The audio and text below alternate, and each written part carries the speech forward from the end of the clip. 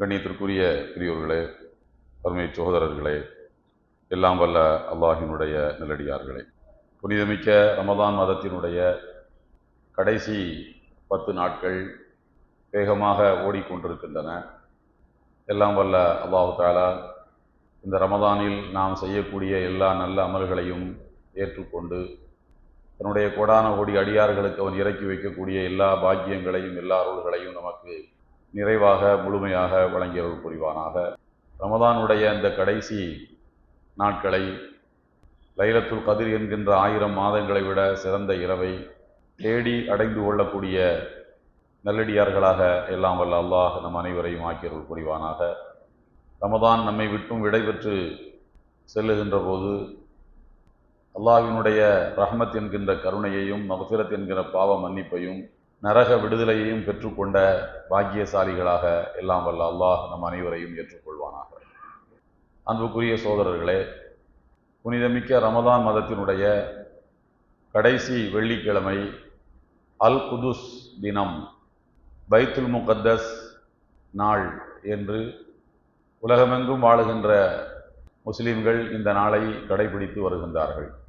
இந்த நாளில் இஸ்லாத்தினுடைய 3 புனித தலங்களில் ஒன்றாக இருக்கின்ற அல் மஸ்ஜிதுல் அக்ஸாவை யூதர்களின் கையிலே இருந்து மீட்கக்கூடிய பணியில் நாம் எந்த அளவுக்கு முன்னேறி இருக்கின்றோம் என்பதை சிந்திக்கவும், அந்த பணியில் நாம் இன்னும் என்னவெல்லாம் செய்ய வேண்டும் என்ற செயல் திட்டங்களை பரிமாறிக்கொள்ளவும், உலகமெங்கும் வாழுகின்ற இதர சமுதாய மக்களிடம் இது குறித்த கருத்துக்களை, முஸ்லிம்களின் தரப்பு நியாயங்களை கொண்டு போய் சேர்ப்பதற்கான ஒரு அவகாசமாகவும் இந்த நாளை உலக முஸ்லிம்கள் கடைபிடிக்கின்றார்கள்.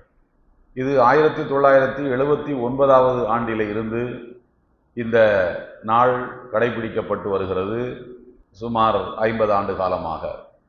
இந்த ஆண்டு எந்த ஆண்டிலும் இல்லாத அளவுக்கு கிபி 1900 கிறிஸ்தவ உலகம் அல் மஸ்ஜிதுல் அக்ஸாவை கைப்பற்றி 90 ஆண்டுகள் தன்னுடைய கைவசத்திலே வைத்திருந்த காலகட்டத்தில், அந்த 90 ஆண்டுகளும் பைத்துல் முகத்தஸில் சிலுவை வைக்கப்பட்டிருந்த காலகட்டத்தில் கிறிஸ்தவர்கள் அந்த அல்லாஹ்வின் இல்லத்தை தங்களுடைய கேளிக்கை மாளிகையாக, சதித்திட்டங்களை பற்றி பேசுகின்ற அரங்கமாக, அலுவலகமாக மாற்றி வைத்திருந்த காலகட்டங்களில் அங்கே 90 ஆண்டுகளுக்கு மேலாக தொழுகை நடைபெறாத ஒரு காலகட்டம் இருந்தது. அதற்கு பிறகு அங்கே தொடர்ந்து தொழுகைகள் நடந்து வருவதை முஸ்லிம்கள் உறுதி செய்து கொண்டே இருக்கின்றார்கள். எந்த நிலையிலும் அல் மஸ்ஜிதுல் அக்ஸாவில் தொழுகை நடைபெறுவதை தடுக்கக்கூடிய முயற்சிகள் வெற்றி பெறக்கூடாது என்பதில் பாலஸ்தீனத்திலே வாழ்ந்து கொண்டிருக்கக்கூடிய முஸ்லிம்கள் அதில் உறுதியாக இருக்கின்றார்கள். ஆனால் யூதர்கள் அல் மஸ்ஜிதுல் அக்ஸாவில் தொழுகை நடைபெறக்கூடாது என்பதில் மிகவும் கவனமாக இருக்கின்றது. 2023 அக்டோபர் 7ஆம் தேதி அந்த பகுதியிலே ஹமாஸ் போராளிகள் தாக்குதல் நடத்த தொடங்கிய காலகட்டங்களில் அங்கே தொழுக வரக்கூடியவர்களை தடுப்பதற்கு சுமார் 300 செக் பாயிண்டுகள் என்கின்ற பெயரில் அல் மஸ்ஜிதுல் அக்ஸாவில் நுழையக்கூடியவர்களை கண்காணிக்கின்றோம், அவர்களால் இந்த புனித பள்ளிவாசலுக்கு ஆபத்து வந்து விடக்கூடாது என்கின்ற பெயரில் 300 செக் பாயிண்டுகளை இஸ்ரேல் அமைத்திருந்தது. அந்த அனைத்து செக் பாயிண்டுகளையும் தாண்டி முஸ்லிம்கள் அங்கே வந்து தொழுகை நடத்தி கொண்டிருந்தார்கள். கடந்த ஆண்டு ரமலானிலும் தராவி தொழுகை நடைபெற்றது, ஜும்மா தொழுகை நடைபெற்றது. ஒரு ஆக குறைந்தபட்சம் 5000 பேர் அதிலே பங்கேற்றிருந்தார்கள். அதிகபட்சமாக 50,000 பேர் என்றும், ஒரு கட்டத்தில் 1,00,000 பேர் என்றும் அதிகமான மக்கள் அங்கே தொழுகையிலே பங்கேற்று கொண்டிருந்தார்கள். இந்த ஆண்டு பிப்ரவரி 28 ஈரானோடு அமெரிக்காவும் இஸ்ரேலும் மோதுகின்ற இந்த மோதல் தொடங்கியதற்கு பிறகு மார்ச் 1ஆம் தேதியில இருந்து அங்கே தொழுகை நடைபெறவில்லை. இதை வரலாற்று ஆய்வாளர்கள் எதனோடு ஒப்பிட்டு குறிப்பிடுகிறார்கள் என்றால், கிபி 1900 பைத்துல் முகத்தஸை கிறிஸ்தவ உலகம் மீண்டும் கைப்பற்றி தங்களுடைய கேளிக்கை மாளிகையாக, சதியாலோசனை அரங்காக அதை மாற்றி வைத்திருந்த காலகட்டத்தில் அங்கே சிலுவையை நட்டு வைத்து அங்கே தொழுகையை நிறுத்தி முழுவதுமாக அதை அவர்கள் தங்களுடைய கைப்பிடிக்குள் கொண்டு வந்த அந்த நிகழ்வோடு ஒப்பிட்டு சொல்கின்றார்கள். அதற்கு பிறகு இப்போது 1000 ஆண்டுகளுக்கு பிறகு இப்போது மீண்டும் தொழுகை இல்லாத ஒரு சூழ்நிலை அங்கே ஏற்பட்டிருக்கின்றது. பிப்ரவரி 28க்கு முந்தைய காலகட்டங்களில், அதாவது புனிதமிக்க ரமலான் மாதத்தினுடைய தொடக்க காலகட்டங்களில் கடைசியாக நடைபெற்ற வெள்ளிக்கிழமை தொழுகையின் போது சுமார் 1 லட்சம் முஸ்லிம்கள் அதிலே பங்கேற்றார்கள். தராவி தொழுகையிலே, அன்றாடம் தொழுது வரக்கூடிய தராவி தொழுகையில் அதில் சரிபாதி அளவுக்கு அங்கே முஸ்லிம்கள் பங்கேற்று தொழுகை நடத்தி வந்து கொண்டிருந்த காலகட்டத்தில் இப்போது ஒரு 10, 12, 13 நாட்களாக அங்கே தொழுகை நடைபெறாத ஒரு சூழல் ஏற்பட்டிருக்கின்றது. இது வரலாற்றில் 2வது முறை.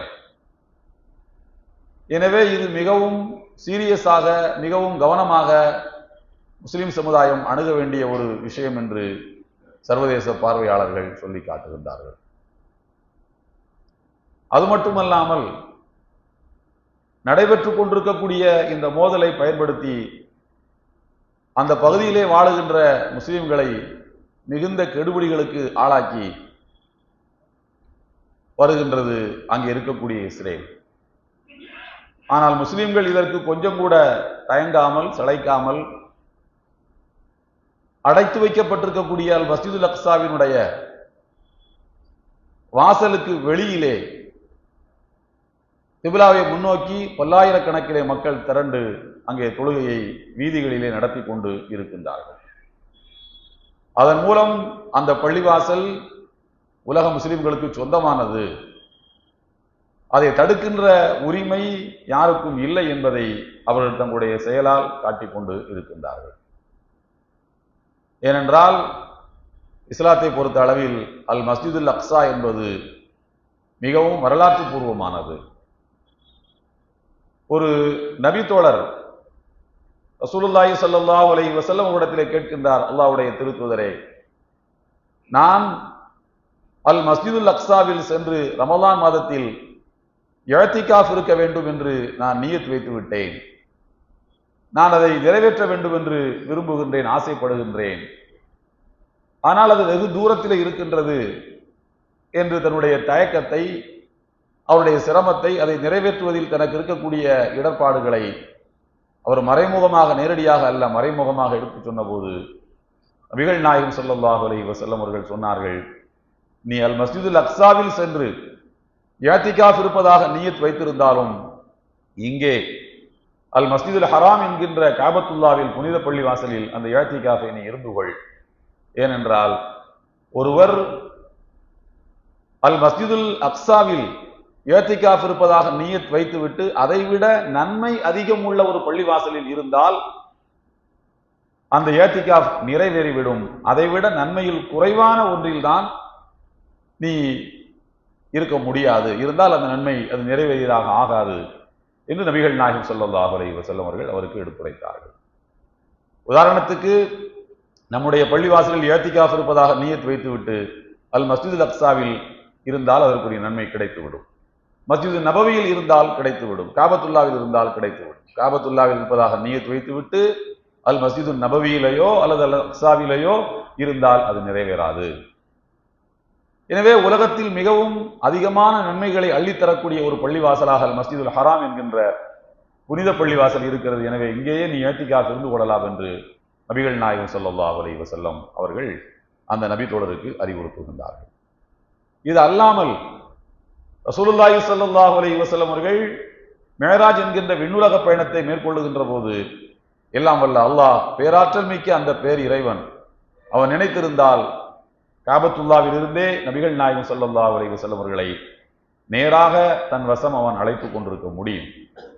ஆனாலும் அவன் என்ன செய்கிறான் என்றால், அல் மஸ்ஜிதுல் அக்ஸாவை நோக்கி தரைவழி பயணமாக நீங்கள் அங்கே சென்று எல்லா நபிமார்களுக்கும் இமாமாக நின்று தொழுகை நடத்திவிட்டு அதன் பிறகு நீங்கள் மேராஜ் என்கின்ற விண்ணுலக பயணத்துக்கு வாருங்கள் என்று ஹஸரத் ஜிப்ரீல் அலைஹிஸ்ஸலாத்து வஸ்ஸலாம் அவர்கள் மூலமாக அறிவுறுத்தி அவர்களை அங்கே அழைத்தான் என்பது சஹீஹுல் புகாரி, முஸ்லிம் போன்ற முத்தவாத்திரான மறுக்க இயலாத தரமான ஹதீதுகளில் இருந்து நமக்கு காண கிடைக்கின்ற உண்மையாக இருக்கின்றது. ஒரு நபித்தோழர் கேட்டார், அல்லாஹ்வின் திருத்தூதரே, உலகத்தில் அல்லாஹ்வை வணங்குவதற்காக கட்டப்பட்ட முதல் பள்ளிவாசல் எது என்று கேட்டார். நபிகள் நாயகம் ஸல்லல்லாஹு அலைஹி வஸல்லம் அவர்கள் சொன்னார்கள், அல் மஸ்ஜிதுல் ஹராம் இன் அவ்வல பைத்தின் உலியாலின் நாஸ் லல்லதி பிபக்கா. மக்கா என்கிற ஊரில் அமைந்திருக்கக்கூடிய பள்ளிவாசல் தான் அல்லாஹ்வை வணங்குவதற்காக இந்த மண்ணில் எழுப்பப்பட்ட முதல் பள்ளிவாசல் என்கிற வசனத்தின் அடிப்படையில் நபிகள் நாயகம் ஸல்லல்லாஹு அலைஹி வஸல்லம் அவர்கள் பதில் சொன்னார். பிறகு சும்மா ஐயு, பிறகு எந்த பள்ளிவாசல் இரண்டாவது கட்டப்பட்டது என்று கேட்டார். நபிகள் நாயகம் ஸல்லல்லாஹு அலைஹி வஸல்லம் அவர்கள் அல் மஸ்ஜிதுல் அக்ஸா என்று கூறினார்கள். இந்த இரண்டுக்கும் இடையில இடைப்பட்ட கால இடைவெளி எவ்வளவு என்று கேட்டார். நபிகள் நாயகம் ஸல்லல்லாஹு அலைஹி வஸல்லம் அவர்கள் 40 ஆண்டுகள் என்று சொன்னார்கள். வரலாற்றிலே ஒரு கேள்வி நிரந்தரமாக கேட்கப்பட்டு கொண்டே இருக்கும். காபத்துல்லாவை புனர் நிர்மாணம் செய்தவர்கள், கட்டமைத்தவர்கள், உருவாக்கியவர்கள் இறை தூதர் இப்ராஹிம் நபி என்பதை நாம் எல்லோரும் அறிவோம். அல்லாஹ் கூறுகிறான், இது எர்ஃபோ இப்ராஹிம் கவாயித மினல் பைத்தி வ இஸ்மாயில். இப்ராஹிமுக்கும் இஸ்மாயில் நபிக்கும் நாம் கட்டளையிட்டோம், அவர்கள்தான் காபத்துல்லாவை ஏற்கனவே இடிந்த அடித்தளத்தின் மீது மீண்டும் கட்டி எழுப்பினார்கள் என்று கூறுகிறார். அல் மஸ்ஜிதுல் அக்ஸாவை கட்டியது யார் என்ற கேள்விக்கு இஸ்லாமிய வரலாற்றில் சின்ன தொடர்புடையவர்களும் சொல்லுவார்கள், தாவூது நபியும் சுலைமான் நபியும் கட்டியதுதான். தாவூது நபி அவர்கள் கட்ட தொடங்கினார்கள், சுலைமான் நபி அவர்கள் அதை கட்டி நிறைவு செய்தார்கள். ஆனால் இப்ராஹிம் நபி அலைஹிஸ்ஸலாம் அவர்களுக்கும் தாவூது நபிக்கும் இடைப்பட்ட காலம் 40 ஆண்டுகள் அல்ல, பல 100 ஆண்டுகள் இடைவெளி இருக்கிறது. அப்படியானால் நபிகள் நாயகம் ஸல்லல்லாஹு அலைஹி வஸல்லம் அவர்கள் காபத்துல்லாவை கட்டி 40 ஆண்டுகள் கழித்தல் மஸ்ஜிதுல் அக்ஸா கட்டப்பட்டது என்று சொன்னது எந்த அடிப்படையில் என்கிற ஒரு கேள்வி இருக்கிறது. காபத்துல்லாவை கட்டத் தொடங்கியவர்கள் இப்ராஹிம் நபி அல்ல. அல்லாஹ் சொல்வது கவாயித, இது எர்ஃபோ இப்ராஹிமுல் கவாயித். கவாயித் என்று சொன்னால் அடித்தளம். ஏற்கனவே ஒரு காபத்துல்லா கட்டப்பட்டு ஒரு அடித்தளம் அங்கே இருக்கின்றது. காபத்துல்லா என்கிற கட்டடம் தான் அங்கே இல்லாமல் இருந்ததை தவிர அதனுடைய அடித்தளம் இருந்தது. அந்த அடித்தளத்தை அகலப்படுத்தவோ குறைக்கவோ செய்யாமல் அதன் மீது அப்படியே நீங்கள் எழுப்புங்கள் என்று இப்ராஹிம் நபிக்கு நாம் கட்டளையிட்டிருந்தோம் என்று அல்லாஹ் கூறுகின்றார். அப்படியானால் அந்த அடித்தளத்தை உருவாக்கியவர்கள் யார்? அந்த அடித்தளத்தை கட்டியவர்கள் யார்? மலக்குமார்கள் தான் காபத்துல்லாவுக்கு அஸ்திவாரமிட்டு அதை எழுப்புகின்றார்கள். அதனால் தான் ஆதி மனிதர் ஆதம் அலைஹிஸ்ஸலாம் அவர்கள் தன்னுடைய மனைவி ஹவ்வா அலைஹிஸ்ஸலாம் அவர்களை அரஃபாவிலே வைத்து சந்தித்துக் கொண்டார்கள். அதன் பிறகு மலக்குமார்கள் கட்டி எழுப்பிய பள்ளிவாசல் மஸ்ஜிதுல் அக்ஸா, அதற்கு அடித்தளமிட்டவர்களும் மலக்குமார்கள் தான். அதன் பிறகு கால ஓட்டத்தில் அது சிதிலமடைந்த பிறகு தாவூத் அலைஹிஸ்ஸலாம் அவர்களும் சுலைமான் நபி அலைஹிஸ்ஸலாம் அவர்களும் அதை கட்டுகிறார்கள். தாவூது நபி அதை கட்டத் தொடங்கினார்கள், சுலைமான் நபி கட்டி நிறைவு செய்தார்கள். ஆனால் காபத்துல்லாவை இப்ராஹிம் நபி இஸ்மாயில் நபியும் சேர்ந்துதான் கட்டுகிறார்கள், ஒருவருக்கு பின் ஒருவர் என்று அல்ல, இருவரும் சேர்ந்து கட்டினார்கள். அதை தாவூது நபி கட்டி அந்த பணி நிறைவடையாமல் இருக்க பிறகு சுலைமான் நபி அலைஹிஸ்ஸலாம் அவர்கள் அதை கட்டி நிறைவு செய்தார்கள். மொத்தத்தில் இந்த உலகத்தின் மீது இருக்கக்கூடிய 4 பள்ளிவாசல்கள் நபிமார்களால் கட்டப்பட்ட பள்ளிவாசல். முதலாவது காபத்துல்லா, அதை இப்ராஹிம் நபியும் இஸ்மாயில் நபியும் சேர்ந்து கட்டி எழுப்புகின்றார்கள். அதற்கு பிறகு அல் மஸ்ஜிதுல் அக்ஸா, அதை தாவூது நபியும் சுலைமான் நபியும் ஒருவர் பின் ஒருவராக கட்டி எழுப்புகின்றார்கள். அதன் பிறகு அல் மஸ்ஜிது நபவி, அதை ரசூலுல்லாஹி ஸல்லல்லாஹு அலைஹி வஸல்லம் என்கிற அந்த ஒரு நபி தன்னுடைய தோழர்களின் துணையோடு கட்டி எழுப்பினார்கள். அல் மஸ்ஜிது நபவிக்கு 4-5 நாட்களுக்கு முன்னர் மஸ்ஜிதே குபா என்கிற ஒரு பள்ளிவாசல், மதீனாவினுடைய என்ட்ரி பாயிண்ட் என்று சொல்லுகின்ற நுழைவு வாசல் என அறியப்படுகின்ற குபா என்கின்ற பகுதியில் நபிகள் நாயகம் ஸல்லல்லாஹு அலைஹி வஸல்லம் அவர்கள் வந்து தங்குகிறார்கள். அது வியாழக்கிழமை. புதன்கிழமை வந்து அங்கே இறங்கினார்கள். புதன்கிழமை வந்து இறங்கி அங்கே ஒரு பள்ளிவாசலுக்கு அஸ்திவாரம் விட்டு வியாழக்கிழமை அந்த பள்ளிவாசலை கட்டமைத்து பிறகு வெள்ளிக்கிழமை அதிகாலை அங்கிருந்து புறப்பட்டு அவர்கள் அல் மஸ்ஜிதுல் ஜும்ஆ என்று ஒரு 500 மீட்டர் தொலைவில் இருக்கக்கூடிய இடத்தில் வந்து அங்கே முதலாக நபிகள் நாயகம் ஸல்லல்லாஹு அலைஹி வஸல்லம் ஜும்ஆ தொழுது அதன் பிறகு அல் மஸ்ஜிது நபவிக்கு வந்து சேர்ந்தார்கள் என்பது வரலாறு. ரசூலுல்லாஹி ஸல்லல்லாஹு அலைஹி வஸல்லம் அவர்கள் என்கிற அந்த ஒரு நபி கட்டிய 2 பள்ளிவாசல்கள் அதே இடத்தில் இன்னமும் மிக அழகாக புதிய நவீன கட்டடங்களால் ஜொலித்துக் கொண்டிருக்கிறது.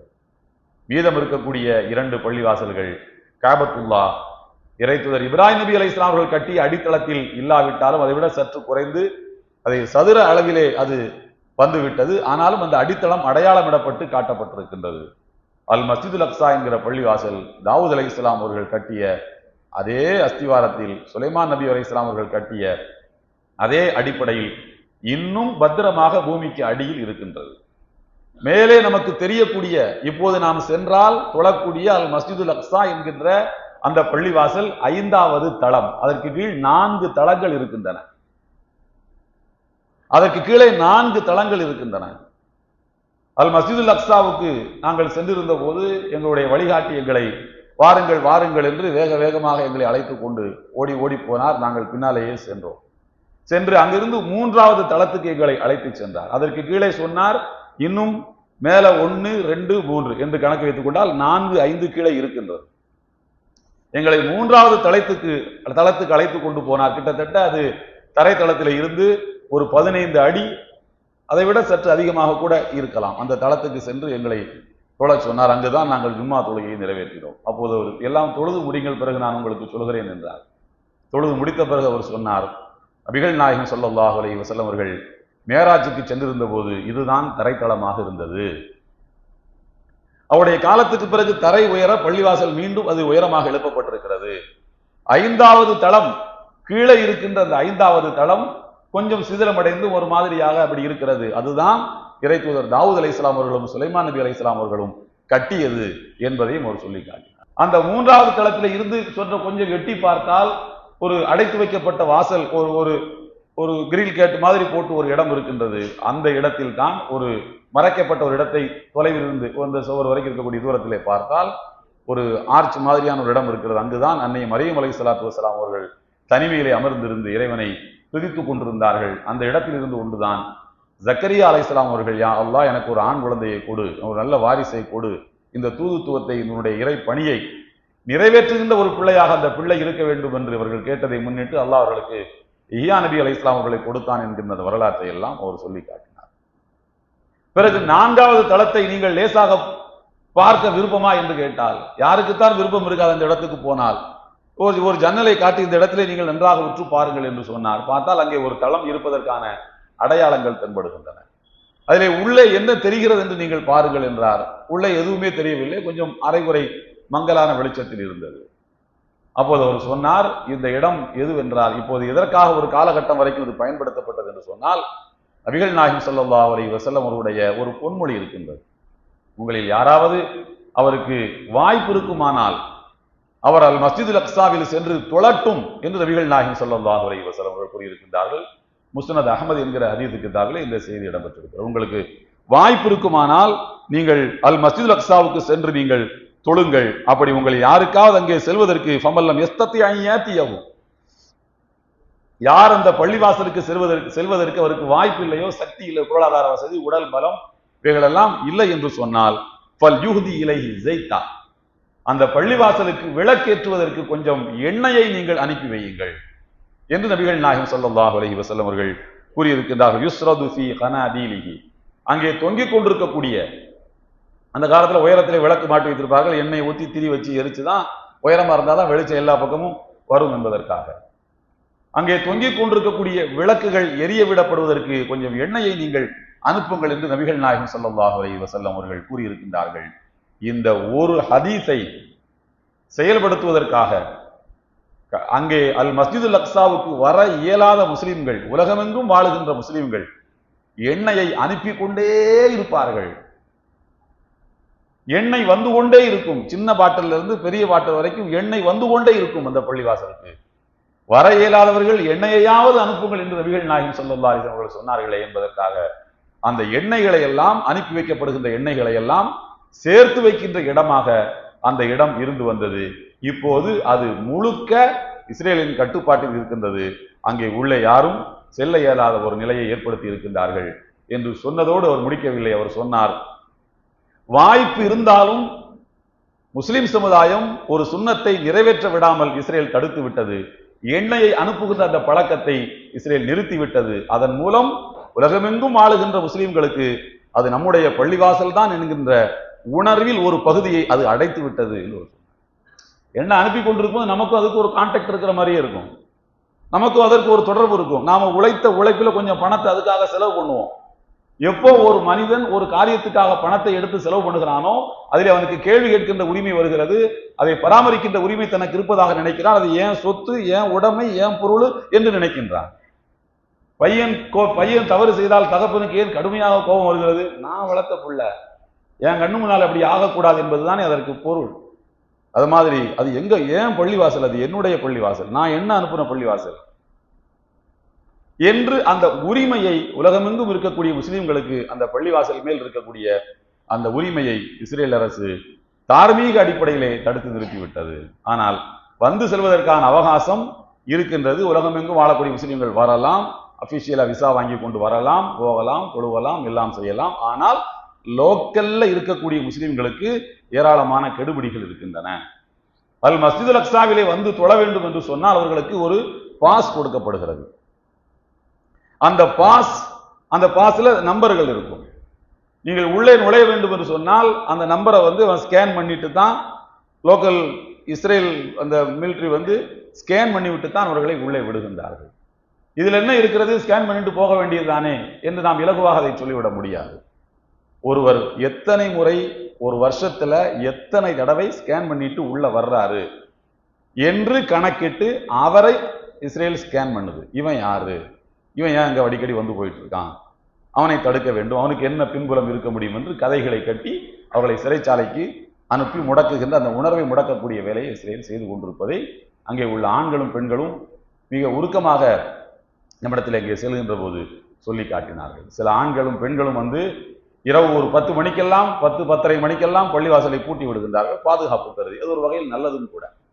அப்படி பாதுகாப்பு மேராஜ் இரவு, பராத் இரவு, ரமதான் மாதம் இந்த நாட்களில் தவிர நாங்கள் அங்கே சென்றிருந்த போது மேராஜ் இரவுக்கு சென்றிருந்த போது முழுக்க அங்கே இபாதத்துகள் நடைபெற்றுக் கொண்டிருந்தன. அந்த மேராஜ் இரவு என்கிற அந்த இரவை அவர்கள் இறுக பிடித்து கொண்டு அந்த விளக்குகளை ஜொலிக்க விட்டு அங்கே கொண்டாடுவதற்கு என்ன காரணம் என்று கேட்டபோது ரசூலுல்லாஹி ஸல்லல்லாஹு அலைஹி வஸல்லம் அவர்களுக்கும் இந்த பள்ளிவாசலுக்கும் இருக்கின்ற ஒரே தொடர்பு அதுதான், அதை எப்படி நாங்கள் இழக்க முடியும் என்று கேட்கின்றார். யாரும் எந்த இமாமும் என்னமும் சொல்லட்டும், எங்களுக்கு தேவையில்லை, விளக்களிக்க கூடாது, அது எரிக்கக்கூடாது, ஸ்பெஷல் தொழுகை என்னவும் சொல்லிட்டு போங்க, நாங்க வருவோம், மேராஜ் இரவுக்கு நாங்கள் இங்கே தான் இருப்போம். ரசூலுல்லாஹி ஸல்லல்லாஹு அலைஹி வஸல்லம் வந்து கால் பதித்த இடம் இந்த இடம். எனவே அந்த இரவின் உணர்வுகளை நாங்கள் இழக்க தயாராக இல்லை என்று சொன்னார். பிறகு மறுநாளைக்கு தொலை சென்றிருந்த போது சில பகுதியில் இருந்து சில தாய்மார்களும் சில இளைஞர்களும் வந்து அந்த பகுதியில் இருக்கக்கூடிய காவல்துறையினரிடம் கெஞ்சி கொண்டிருந்தார்கள், ஒரு 10 நிமிடம் எங்களை உள்ளே விடுங்கள். அந்த நாட்டினுடைய சொந்த மக்கள் அந்த பள்ளிவாசலை வந்து தொழுவதற்கு கெஞ்சக்கூடிய ஒரு நிலை அங்கே ஏற்பட்டிருக்கிறது. மிகவும் கெடு வாய்ப்பாக இப்போது அங்கே நடைபெற்றுக் கொண்டிருக்கக்கூடிய நிகழ்வு என்னவென்று சொன்னால், இந்த பிப்ரவரி 28 ஈரான் இஸ்ரேல் அமெரிக்கா வார் இது தொடங்கியதற்கு பிறகு மார்ச் 1ஆம் தேதியிலிருந்து அந்த பள்ளிவாசல் முழுக்க பூட்டப்பட்டிருக்கின்றது. இன்னைக்கு அல் அக்ஸா தினம், அல் அக்ஸா டே என்று உலகமெங்கும் வாழக்கூடிய முஸ்லிம்கள் ரமதான் மாதத்தினுடைய கடைசி வெள்ளிக்கிழமையை கடைபிடிக்கின்றார்கள். அநேகமாக இன்னும் கொஞ்ச நேரத்தில் அங்கே ஜும்மாவுக்கான நேரம் நெருங்கிவிடும். அல்லாஹ் பாதுகாக்க வேண்டும் அந்த மக்களை. அங்கே உணர்ச்சி வசப்பட்டு யாரேனும் பள்ளிவாசலுக்கு நாங்கள் செல்வோம் என்று ஏதாவது சில முயற்சிகளை செய்தால் அங்கே என்ன மாதிரியான கொடூரமான தாக்குதல்களை நடத்தவும் அவர்கள் அஞ்ச போவதில்லை. பள்ளிவாசலுக்கு வெளியிலே தொழுவதற்கு, அல் மஸ்ஜிதுல் அக்ஸாவுக்கு வெளியில் மார்ச் 1ஆம் தேதிக்கு பிறகு பள்ளிவாசலுக்கு அடைக்க நீங்க போயிருந்தாங்க உங்களுக்கு தெரியும், காபத்துல்லாவினுடைய இடத்தை விடவும் மிகப்பெரிய இடம் அது அல் மஸ்ஜிதுல் அக்ஸா. அதற்கு கேட்டுகளே முன்ன பின்ன போகாதவங்க எல்லாம் வழி தப்பி போயிடுவாங்க. ஒவ்வொரு காலகட்டத்திலும் ஆண்ட மன்னர்கள் அல் அக்ஸாவுக்கு தாங்கள் செய்த சேவையின் அடையாளமாக பிரம்மாண்டமான வாசல்களை கட்டி எழுப்பி இருக்கின்றார்கள். சுல்தான் சுலைமான் உல் கானூனி அவர்களுடைய காலத்தில் எழுப்பப்பட்ட கோட்டை சுவர்கள் இன்றைக்கும் தகர்க்க முடியாத இரும்பை விட வலிமையான ஒரு கோட்டை சுவராக இன்றைக்கும் அது நின்று கொண்டிருக்கிறது. இன்னும் அது உடையவில்லை, உடைக்க முடியவில்லை என்று சொல்லக்கூடிய அளவுக்கு அப்படி அடைத்து வைக்கப்பட்டிருக்கக்கூடிய கேட்டுகளுக்கு வெளியிலே வந்து தொழுவதற்கு 300 செக் பாயிண்டுகளை அவர்கள் தாங்க மிகைப்படுத்தியெல்லாம் சொல்லவில்லை. 300 செக் பாயிண்ட் என்பது ஒரு வாசல் வழியா 50, இன்னொரு வாசல் வழியா 50, இப்படி மொத்தம் இருப்பது 300 செக் பாயிண்டுகள், 300 தடுப்பு அரண்களை தாண்டி எல்லா இடத்துலையும் அவங்க வந்து ஐடி கார்டை காட்டிட்டு இவன் எந்த பாயிண்ட் வரைக்கும் இந்த ஐடி கார்டு யூஸ் ஆகிருக்கு, 10வது பாயிண்ட்ல இருந்து வேற ரூட்டுக்கு போயிட்டானா அல்லது கடைசி வரைக்கும் இவன் இது பண்ணி தொழுகைக்கு தான் இவன் வந்தானா என்பதை கண்டறிவதற்காக அடுக்கடுக்காக பல செக் பாயிண்டுகள் வைக்கப்பட்டு அந்த மக்கள் அந்த பள்ளிவாசல்களில் தொழுவதற்கு இவ்வளவு கெடுபிடிகள் நடந்து கொண்டிருக்கிறது. நான் என்னுடைய உரையினுடைய தொடக்கத்திலே சொன்ன மாதிரி கிபி 1099 இந்த காலகட்டங்கள், கிபி 1095 இருந்து 99 வரைக்கும் 4 ஆண்டு காலம் கிறிஸ்தவர்களோடு முஸ்லீம்கள் யுத்தம் நடத்தினார்கள். குருசேட், பல குருசேடுகள்ல அது ஒன்று, சிலுவை யுத்தம் என்று அதற்கு பெயர்.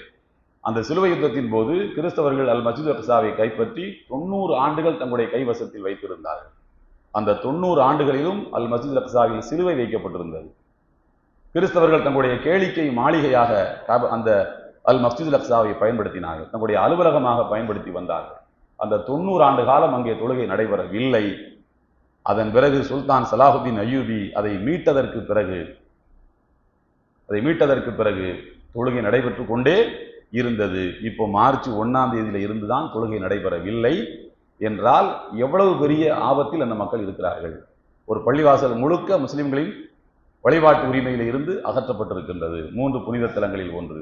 அப்படியானால் நாம் அந்த மக்களுக்கு எவ்வளவு மனமுருகி நாம் துவா செய்ய வேண்டும் என்பதை நான் உங்களுடைய சிந்தனைக்கு விட்டு விடுகின்றேன். எல்லாம் வல்ல அல்லாஹு தஆலா அந்த மக்களுக்கு ஒரு நிம்மதியான பெருநாளாக வரக்கூடிய பெருநாளை ஆக்கி தந்திருக்க வேண்டும். அதுபோல இந்த நடைபெற்று கொண்டிருக்கக்கூடிய இந்த யுத்தத்தில் எல்லாம் வல்ல அல்லாஹு தஆலா முஸ்லிம்களுக்கு ஒரு மகத்தான ஒரு வரலாற்று வெற்றியை தந்து அந்த மக்கள் சந்தோஷமாக இஸ்லாத்தினுடைய புனித தலங்களில் ஒன்றிலே நின்று தொழக்கூடிய வாய்ப்பை அந்த மக்களுக்கு தந்துவிட வேண்டும் என்று நாம் அனைவரும் சகோதரத்துவ அடிப்படையிலே அவர்களுக்காக நாம் துவா செய்ய கடமைப்பட்டிருக்கிறோம். அந்த மக்கள் நம்மள்ட்ட இருந்து கேட்கிறது ஒன்னே ஒண்ணுதான், நீங்கள் இங்கே வாங்க, வந்து அல் மஸ்ஜித் அக்ஸால வந்து தொழுங்க, இது நம்ம பள்ளிவாசல் என்கிற உணர்வை நீங்கள் இழந்து விடாதீர்கள், எங்களுக்காக நீங்க துவா செய்யுங்க என்கிற கோரிக்கையை மட்டும்தான் வைக்கின்றார்கள். அவருடைய அந்த கோரிக்கையை ஏற்றவர்களுக்காக நாம் துவா செய்வோம். வாஹிரு தாவானா அல்ஹம்துலில்லாஹி ரப்பில் ஆலமீன்.